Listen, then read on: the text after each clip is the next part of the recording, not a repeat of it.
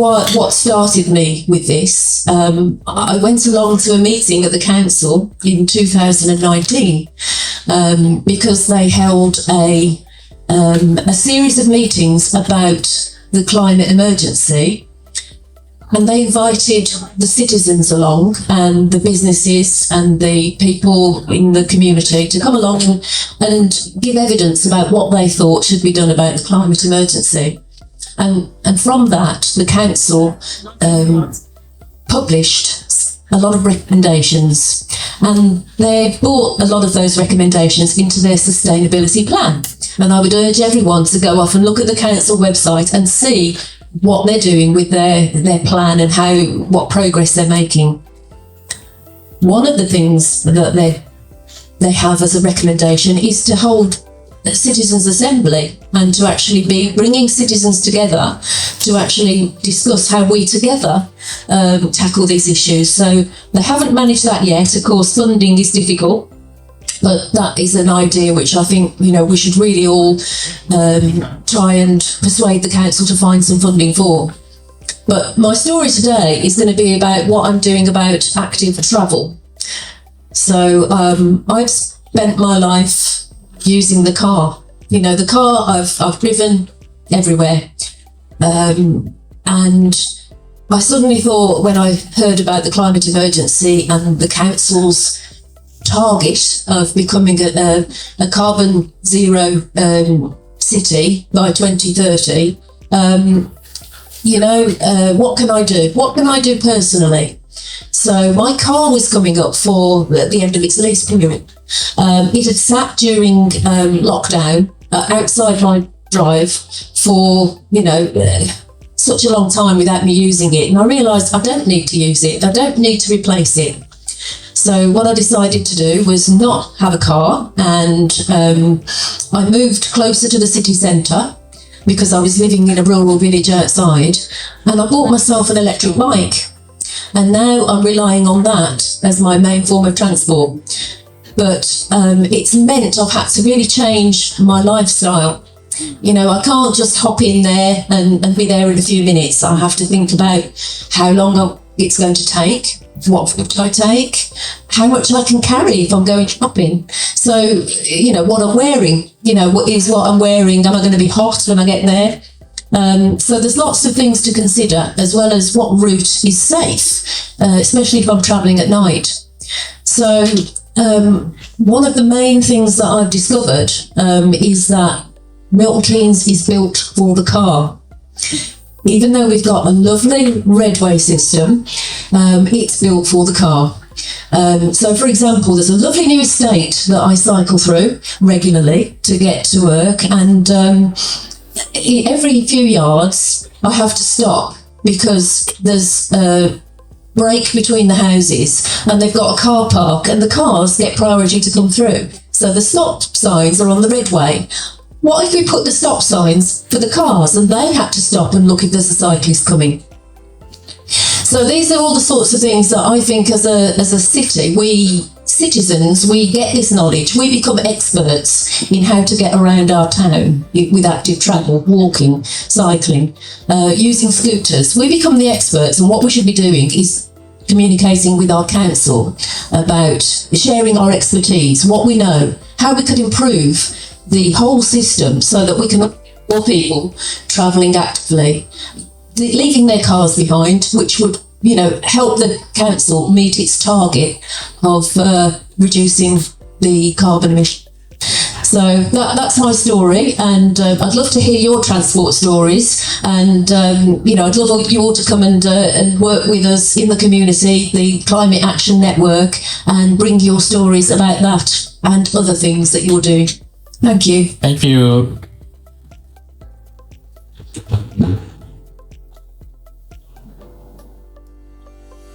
All right.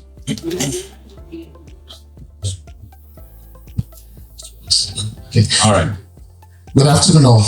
My name is Marvin Sigalo, and my story will be quite different from hers, and maybe we'll disagree a bit on certain areas as well, because like you said, Milton Keynes is built for the car. We can't just change that overnight, but we still have to look at how we're going to reduce the carbon emission in the community. And so then we must be inclusive. So those who are able to go with a bike should be considered. Those who would go with the cars should be considered as well.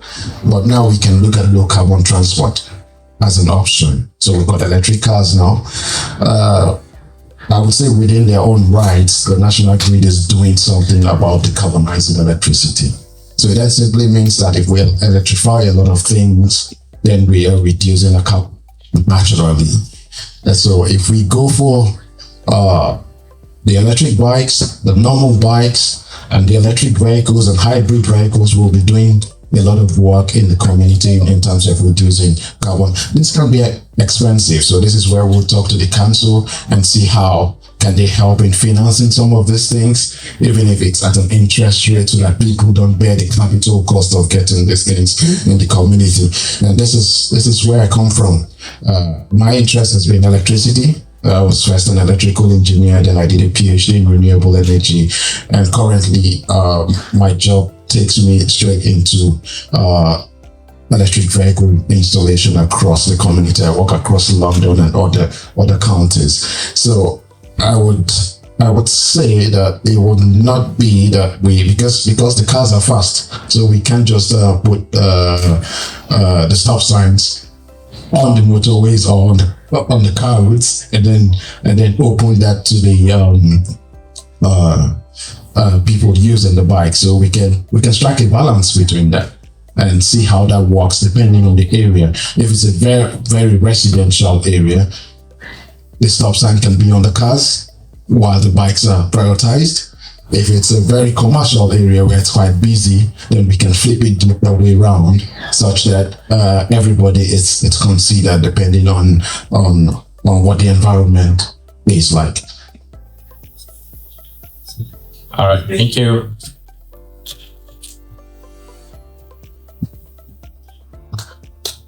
Hi, thanks. I'm up Francis from Milton Keynes Green Party.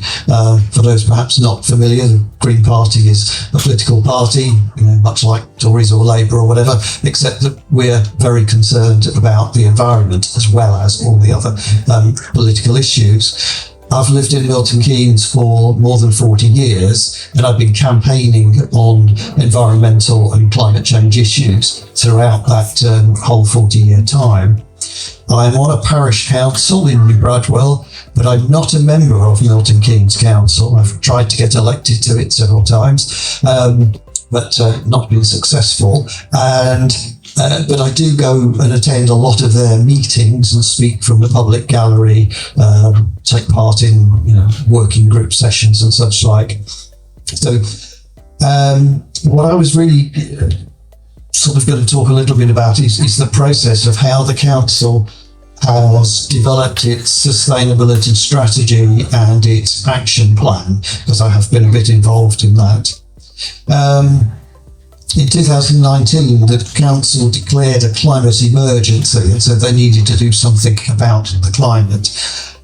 This was after many years of lobbying for people like myself, saying that the council needed to address the issue of the environment and climate change.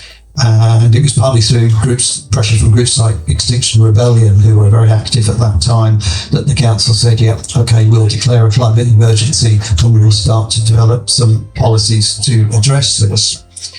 They said that they would seek to be carbon neutral by 2030. That's, there was an 11-year period then. We are now 4 years into that, and I think they're still some way off that target. But they then set up something which Jane referred to, the Climate Change Task and Finish Group. This was a group of 6 councillors, 2 from Labour, 2 from Liberal Democrats and 2 from Conservatives, to take evidence from community groups. I was co-opted onto that, so I wasn't a councillor, but as the Green Party representative, if you like, in Milton Keynes, I was co-opted onto that because they needed, I think, my expertise basically in knowing something about kind of what questions to ask. So That Task and Finish group took evidence, I think it was 4 or 5 sessions, produced a report. Not everything that community groups proposed was in the report. There was a filtering process. I would like to have seen a lot more things in there. You know, the more radical stuff was what tended to get filtered out. However, in early 2020, a report from that Task and Finish group went to the council. That was a few weeks before COVID kicked in, which did rather slow things down after that. But eventually the council came up with what they call a sustainability action plan. And that's kind of really what counts, because that's what they said they'll do. And that had some of the ideas that the council had come up with themselves, but a lot of the ideas that had come out of the Task and Finish group. And some of them had timescales associated with them, like they said, short term, which was going to be 2020 to 2022. So those should all have been accomplished by now. They haven't. And a medium term, which I think was 2023 to 2027, and a longer term one. And some of the actions didn't even get one of those timescales. They were just, they used the word recommendation. In other words, we'll still list this, but we're not actually going to do anything about it. And of course, those were the more radical ones, which were, either long timescales or no timescales. And this is a problem with Milton Keynes Council. I say I've been involved with them for about 40 years now. They're really good at writing strategies, and they're really bad at implementing strategies. There was one I was involved in 1999, so that's 24 years ago, called the Local Transport Plan. Had 4 iterations of it since then, because it gets refreshed every 5 years.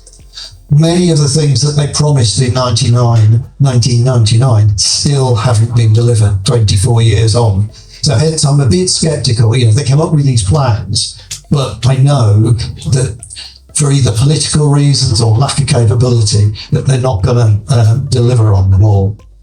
So they've got this action plan, and some of the things on it are within their control, because they're things that the council.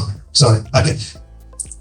Yeah. Mr. Adam, I know you have a lot to talk about. Yeah. Okay, I'll come to a conclusion. Just let me come to a conclusion, and then we'll go on to the rest of the stuff. Yeah. So I think it's every year, they look at this action plan and see what they've managed to achieve. And I have to go along and say, well, you haven't done that. And there's a lot of the targets that are incredibly difficult to measure anyway. So that's where we are now, that we have this action plan, but it's not really being implemented. And I will come on to aspects in question. Thank you. Well, Mr. Allen, I can actually see that you are representing green. Yeah, I can see, the green top. Yeah. So, I don't know, are you still contesting?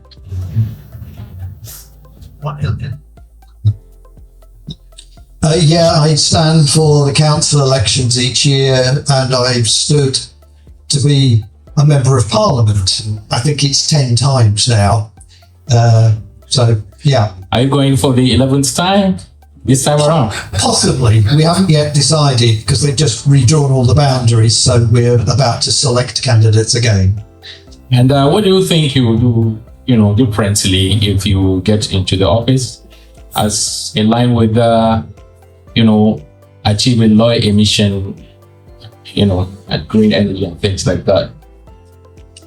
Certainly if I became an MP, that would be great, because Parliament sets the laws, and that's what impacts, a lot of these things. Parliament needs to enable councils and local communities to do things, which it currently doesn't do very well. We have one MP in the House of Commons at the moment, Caroline Lucas, she does the work of about 20 people because she's there on her own, and she's always pushing environmental and climate change measures.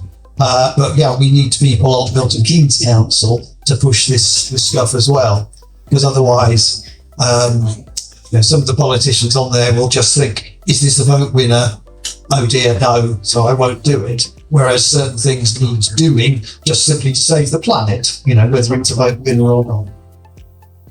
So, which area are you, paying more attention or giving, more attention to?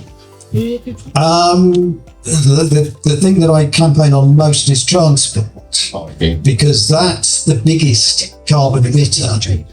When you look around housing, workplaces and so on, transport is the biggest CO2 emitter in Milton Keynes, and it's worse here than in many other places, partly because of the design. And I just kind of disagree with what the other two speakers said in their introductions. They said Milton Keynes was built for the car. That is true, but it was also built for the bicycle, and it was built for walking, and it was built for buses. So it's only half the picture to say it was built for the car. It hasn't turned out, and I say this is if you go back to the original 1970s planning documents. There was one called, I think it's Plan MK, from 1970 that the Monkeys Development Corporation did. And if you go and look at that in terms of how people will move around, it says, yes, there will be roads and people will drive, but it says that the grid roads will be 40 miles an hour, not 70 miles an hour. It says that there will be redways, the cycleways, for pedestrians and cyclists. And yes, they're there, but not used as much as they could be. And it says there will be regular bus services. And frankly, the bus services are worse now than they were 6 or 7 years ago, because the government has cut funding to councils, and that meant the council has cut some of the subsidised services that it used to run. So we now have large areas of Milton Keynes without any, or perhaps just like one bus an hour or something like that. So transport, I think, from the transport sector is the worst performing in Milton Keynes, and sadly, getting worse, not better. Thank you. Well, I'm coming to Mrs. Jane now. Thank you. Milton Keynes is for the cats. Yes, well, if I can just clarify my point about that. I mean, we're talking about a new development, and, we're talking about the infrastructure really, and the way that the system prioritises the car.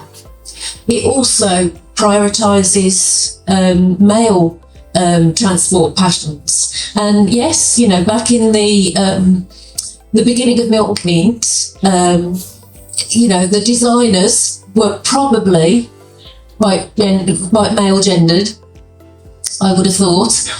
And it was fantastic. You've got a lovely leisure route, the redways, but if you tried to use that as part of your main transport personal system, I can't travel at night on the red. They're not lit. They've got potholes. They've not been maintained. The signage is not very good. You can get lost quite easily, and some of the routes take you through the neighbourhoods, and at night they're not always safe. So these have not been designed. It was lovely to have leisure routes that connect the neighbourhoods, but they're not designed as part of a transport system. So, we have a lot to do to create the integrated transport system of the future. And I know that there are some technologies coming forward which should help that. I mean, the current thinking at the moment is small automated buses, shuttle buses, which will help people travel up and down the grid roads and perhaps into the neighbourhoods and connect people better. And they'll be accessible. They'll be automated, so there'll be no driver, but they might have lifts that take, wheelchair users can get people with bikes can get on. So that's great, and they're going to be testing some of those shuttles in Milton Keynes next year, early next year. But how long will it be before those actually become, part of our real system? It could be 10, 15 years. We'll be way past the target date for becoming carbon neutral. It's not happening quickly enough. So, but I don't want to knock the council, because they are doing some really good things with very limited resources. And for example, how many people here have used the Get Around app to plan your travel? No? Great. So the council have got a third party to develop an app, and you can put into that your destination, where you start from, your destination, and it will give you a range of different transport options. It doesn't say you choose which option. Oh, I want to go by car, and it just gives you the car. It will give you all the different options. If you go by car, it will take you this long, this route. This is how much carbon you're going to be emitting. It will tell you how much. It will compare it if you use a bike, or if you use a scooter, or if you walk. So this is helping people to make better choices. So I would encourage you all to go to your app stores and go and download this app and try it out. And it's not perfect, but actually the only way it will improve is if more of us use it and feed back to the council, and we'll improve it together. So, go and have a look at that, and look at some of the other things that the council are trying to do to help us move to a carbon neutral way of living. Okay?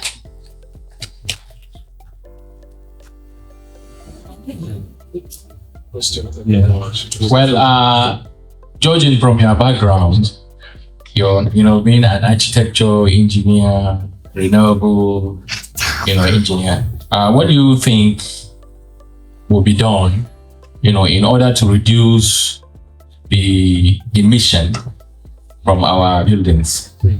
Like I said earlier, the national grid, within their rights, they are the carbon national grid. And so if we electrify a lot of things within the community, we will be reducing our carbon emission. Recently, something happened. Let me just take you back to transport a bit. I think this River is the main transport, operating the main commercial bus in Milton Keynes. And they applied for the Zebra funds earlier this year, and they were denied the funds. They wanted to electrify the Wolverton depot so that all the buses running within Milton Keynes would be electric buses. Now, they were not given that fund, and I was reading into the details to find out the reasons why they were not given. And one of the reasons there was that their bid was not commercially viable enough. So maybe they were not going to be able to pay back the funds, maybe because of the amount of routes they run or the number of people that use the buses. I don't know the detail of that. Or their turnover. Or their turnover. Yeah. And so this is a big problem. If we want to electrify the community, like he has said, transport is one of the biggest emitters of carbon, and we have to look at it critically. I focus more on the transport sector, so we must try to electrify buses. I don't know what council will do in conjunction with the private operators of the transport routes like Stagecoach and River, which is common around Milton Keynes, so that they can help them up, get the funding so that they can electrify their buses, because it's quite expensive for them to electrify the depot. That's the infrastructure, which will charge the buses. Then the buses itself are also expensive to get on. There are several funds out there, a lot of companies that do CSA funds, which they would supply you the buses and the infrastructure, and you pay. It has to be commercially viable for the operators to go into it. So I don't know how that's going to be done, but if he says things, was it Give you a bit more information on that? Okay, so he's going to give us more information on that.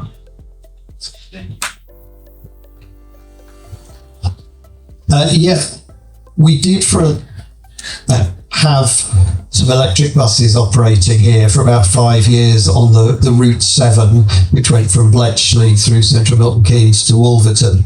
They were a pilot scheme. They operated, as I say, for a good few years, and they worked. They were charged from what's now an old technology, where there was a hole in the road with an induction plate in it, and the bus stopped over that, lowered a plate, and used induction charging to top up its batteries. That was a sort of thought to be a viable technology about 10 years ago when that was done, but gradually they started with those, stopped using them. Then, as was said, another grant was given by the government under what? Zero emission. And is that other microphone more reliable? Can you hear me? Yeah, let's try this one. The council. Do you get it? Shall I just do it without the microphone? Okay. The council and Arriva initially had come to an agreement about how they would use the government grant to both buy the electric buses and install the charging points, which for that second one were going to be in the depot rather than out on the road. But eventually the council and Arriva fell out and could not come to an agreement when it came to actually, signing on the dotted line. Each blamed the other, saying, no, we were fine, but the other side weren't. I've spoken to both, saying they both blame the other. But there are, so at the moment, we've gone from having some, I think it was about 7 electric buses to no electric buses, which is a retrograde step. And we really thought that we were going to get this Zebra grant was going to be for about 60 buses. It would have been most of Arriva's fleet. So we really thought, hey, this is great. We'll get electric buses, low emissions, and also new buses, rather than ones that are 10 years old. And then sadly, it fell apart. Whether they will manage to do, there are further bidding rounds for these grants, whether they'll manage to sort it out or not, I don't know. Thank you. You have a question? Yeah.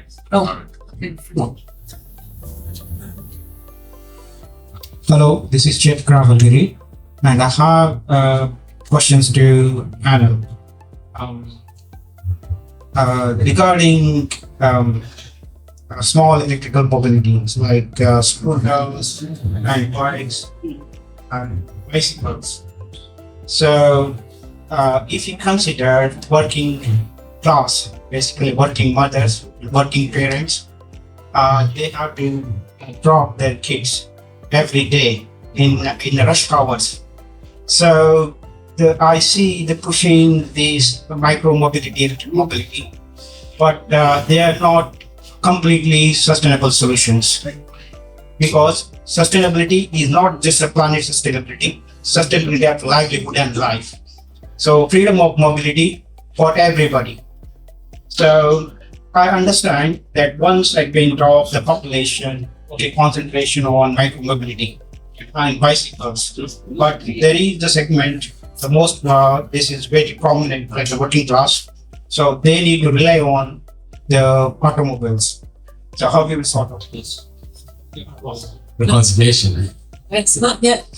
Well, the council are actually aware of this, and they are trying to address giving access to bikes to disadvantaged groups. So there is a scheme for students who are very disadvantaged that they can actually be recommended to get a free bike. Some schools can do that. They are allowing people to have a e-bike for a month to try them out, so that they can see the benefit and see how they get on with it. They are there's a company called Cycle Saviours, and I think they recycle old bikes and they do them up, and they're able to I don't know whether they give them to the community, but they're very, reasonably priced, I think. So there's an understanding that actually not everyone can afford a bike, not everyone can afford an e-bike, and even the hire bikes that you get, yes, they cost money. So, but as a community, this is where I believe we need to come together and say, how do we support those that, it's going to be a higher proportion of their income to change their travel.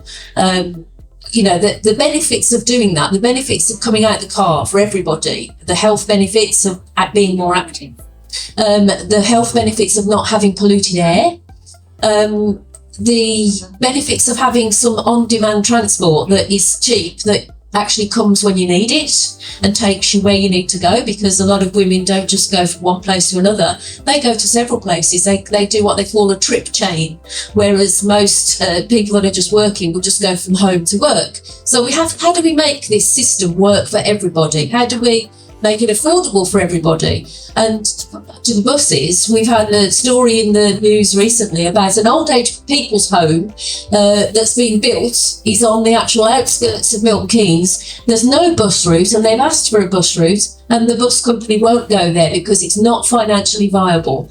Well, do we as a community say we're going to actually subsidise that group so they've got a service? These are the decisions that I think we need to make as a community. So let's get together. Let's do it. Let's organise and campaign together. Thank you. Just on that last point about the retirement home that doesn't have the bus service, it did have a bus service. It was one of the ones that Milton Keynes Council used to subsidise, but stopped 2 years ago.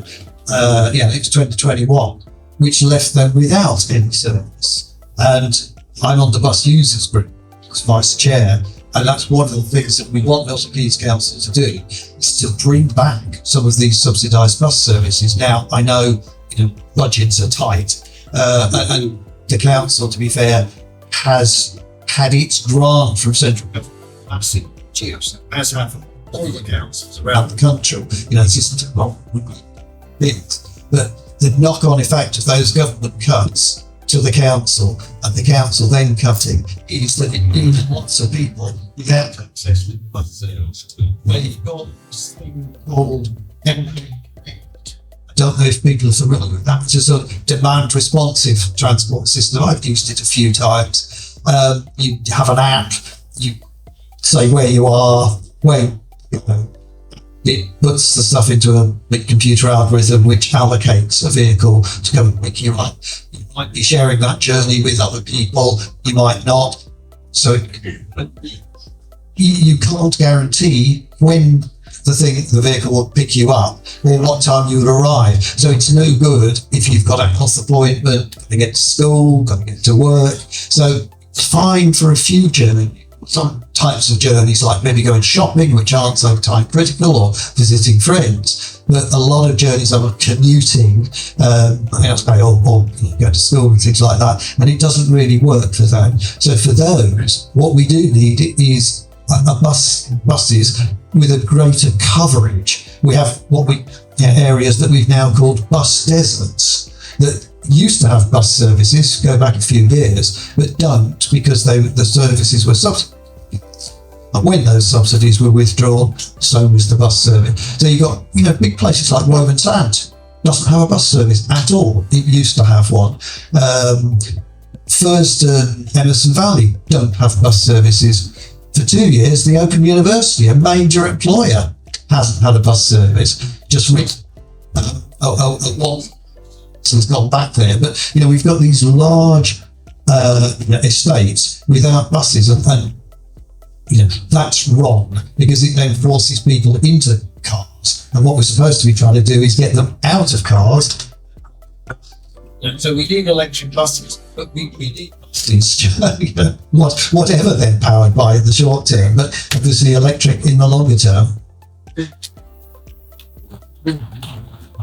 Can I answer one more thing to the gentleman's question about women's needs?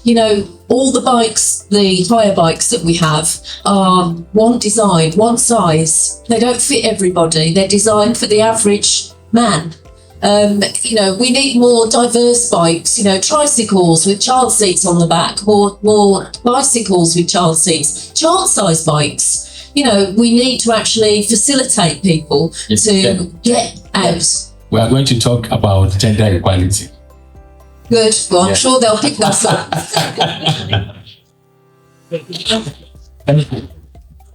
I think we've covered almost everything around the whole need of transport and all of that.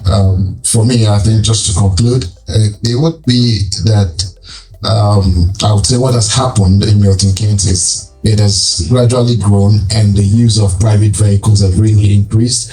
So moving people now to use public transport would be another campaign of that they need to do. And something that can make that work would be if they look at zones. That's a very serious topic to talk about issues like this, because if you have low emission zones, that means that naturally discourages people and they pop on and actually implement that. Then we have to look at the public transport system. Then that will come in. Sorry, I think we're going to entertain the one last question. One question. So regarding electrification, actually, what does the world look like in the future when the world is electrified, and how do we deal with end of life lithium batteries and electric goods? We talk about saving the environment, but my concern is that we'll go into this electrification, and then in many generations' time, we're dealing about lithium leaching, unsafe disposal of lithium batteries. So what are the government doing? What are the government putting out there as an education to us as the ordinaries of how our future is actually going to be better for us? Naturally, there are some dangers around batteries, EMF radiation, and all these sort of things. Yeah, this question has been coming up recently. People are beginning to raise these concerns. And the first thing I would say if you look at the electric vehicle industry, which is very dynamic, we have what we call the second life EV batteries. So recycled electric vehicle batteries, as the batteries on buses are recycled and can be used as static electricity supply. So the issue, if it drops up to say 80% depth of discharge, so it can only carry 80% of its design capacity, that battery is no longer good for the buses. So at that point, it can be used recycled, and then you have what we call second life EV batteries. In my organization where I work, we have a department that deals with second life EV batteries, and they use for a lot of shows. So if we have pop events, rather than having diesel generators here, would have second life batteries running the whole electricity supply here. So that's one aspect. But now the issue, when that second life battery runs out, what would be the outcome? I cannot give you an answer, but I do believe that as we are moving along, we'll develop ways of disposing these batteries that will be environmentally friendly. I hope so. Well, one more question as well.